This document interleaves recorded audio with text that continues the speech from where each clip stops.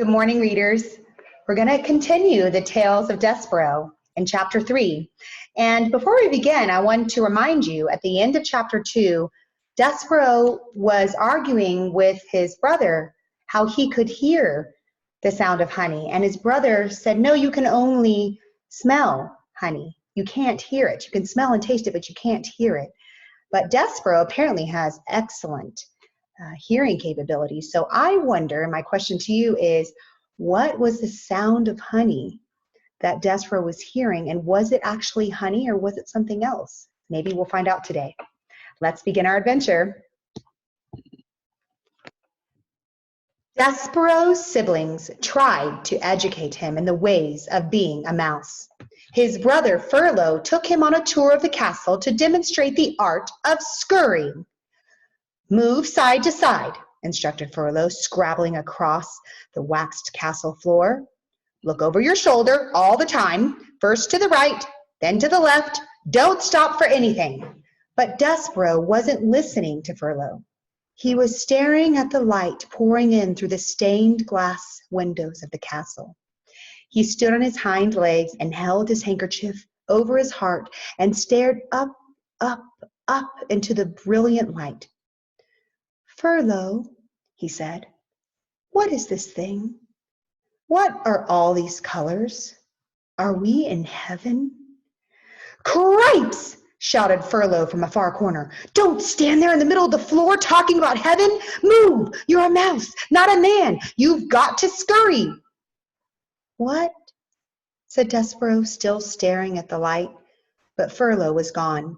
He had, like a good mouse, disappeared into a hole in the molding. Despereaux's sister, Merlot, took him into the castle library, where light came streaming in through tall, high windows and landed on the floor in bright yellow patches. Here, said Merlot, follow me, small brother, and I will instruct you on the fine points of how to nibble paper. Merlot scurried up a chair and from there hopped onto a table on which there sat a huge open book. This way, small brother, she said as she crawled into the pages of the book, and Despereaux followed her from the chair to the table to the page. Now then, said Merlot, this glue here is tasty, and the paper edges are crunchy and yummy, like so. She nibbled the edge of a page and then looked over at Despereaux. You try, she said. First, a bite of some glue, and then follow it with a crunch of the paper. And these squiggles, they are very tasty. Despereaux looked down at the book, and something remarkable happened. The marks on the pages, the squiggles, as Merlot referred to them, arranged themselves into shapes. The shapes arranged themselves into words, and the words spelled out a delicious and wonderful phrase. Once upon a time. Once upon a time, whispered Despereaux. What? Said Merlot. Nothing. Eat, said Merlot. And here's the picture of Despereaux reading Once Upon a Time. And the caption says, Once upon a time, whispered Despereaux. I couldn't possibly, said Despereaux, backing away from the book. Why? Said Despereaux. It would ruin the story. The story? What story? Merlot stared at him. A piece of paper trembled at the end of one of her indignant whiskers. It's just like Pa said when you were born. Something's not right with you. She turned and scurried from the library to tell her parents about this latest disappointment. Despereaux waited until she was gone, and then he reached out with one paw, touched the lovely words, Once upon a time. He shivered, he sneezed, he blew his nose into his handkerchief.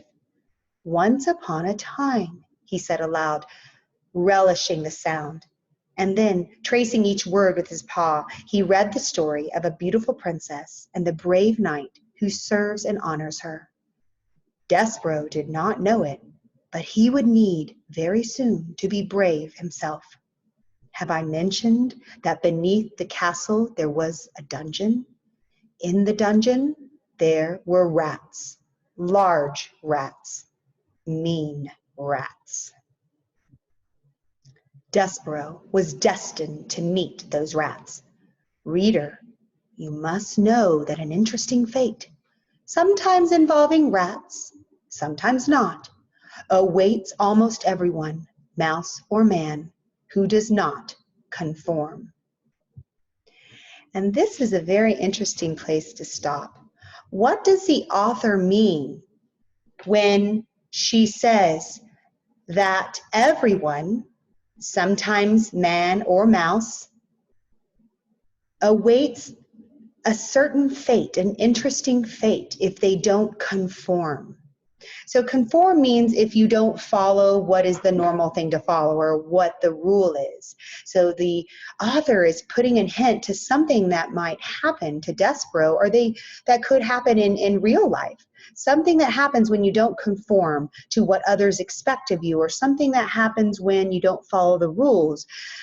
In this case, Desperaux, I feel he's refusing to conform to be the type of mouse they want him to be. Have you ever had that happen to you, where someone wants you to act like something, but you want to be yourself, be unique? And sometimes do certain things happen? People maybe dislike the way you act, or maybe some people celebrate your differences. I encourage you to celebrate your differences. I wonder if Desperaux will do the same. Let's find out. Chapter 4, Enter the P.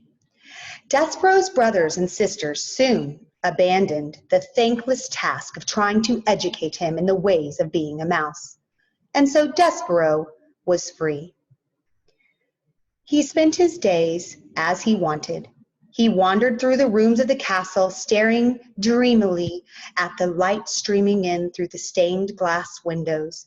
He went to the library and read over and over again the story of the fair maiden and the knight who rescued her, and he discovered finally the source of the honey-sweet sound. The sound was music.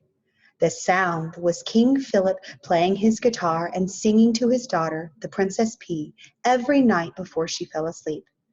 Hidden in a hole in the wall of the princess's bedroom, the mouse listened with all his heart. The sound of the king's music made Despereaux's soul grow large and light inside of him. "Oh," he said, "it sounds like heaven. It smells like honey." He stuck his left ear out of the hole in the wall so that he could hear the music better, and then he stuck his right ear out so that he could hear better still. And it wasn't too long before one of his paws followed his head, and then another paw, and then, without any real planning on Despereaux's part, the whole of him was on display, all in an effort to get closer to the music. Now, while Despereaux did not indulge in many of the normal behaviors of mice, he did adhere to one of the most basic and elemental of all mice rules. Do not ever, under any circumstances, reveal yourself to humans. But the music made him lose his head and act against the few small mouse instincts he was in possession of, and because of this he revealed himself, and in no time at all he was spied by the sharp-eyed Princess P. "Oh, Papa," she said, "look, a mouse!" The king stopped singing. He squinted. The king was nearsighted. That is, anything that was not right in front of his eyes was very difficult for him to see. "Where?" said the king. "There," said the Princess P. She pointed. "That, my dear P, is a bug, not a mouse. It is much too small to be a mouse." No, it's a mouse." "A bug," said the king, who liked to be right. "A mouse," said the P, who knew that she was right. As for Despereaux, he was beginning to realize that he made a very grave error. He trembled, he shook, he sneezed, he considered fainting. "He's frightened," said the P. "Look, he's so afraid, he's shaking. I think he was listening to the music. Play something, Papa." "A king play music for a bug?" King Philip wrinkled his forehead. "Is that proper, do you think? Wouldn't that make this into some kind of topsy-turvy, wrong-headed world if a king played music for a bug?" "Papa, I told you he's a mouse," said the P. "Please." Oh, well, if it will make you happy, I, the king, will play music for a buck. A mouse, corrected the pea. The king adjusted his heavy gold crown. He cleared his throat. He strummed the guitar and started to sing a song about stardust. The song was as sweet as light shining through stained glass windows, as captivating as a story in a book. Desperaux forgot all his fear. He only wanted to hear the music. He crept closer and then closer still until, reader, he was sitting right at the foot of the king. And so we're going to stop sharing and talk about some things that happened in this chapter. First of all, by now you know the answer of what the honey sound was. It was music. But I ask you, what are some things that Desperaux doesn't conform to? So he is a mouse, and there's many things that he doesn't do as mice should. What are those things? And why do you think he does it? And I encourage you to find evidence within the text as you're reading. Go back and turn the pages and find out what it is that Desperaux doesn't conform to. Another thing you can do, you can draw a picture of the setting of the story. Where is this story taking place? And if you can't remember, go back and listen to it again as we read. Where is it taking place? Maybe you could draw Desperaux in that place, not conforming.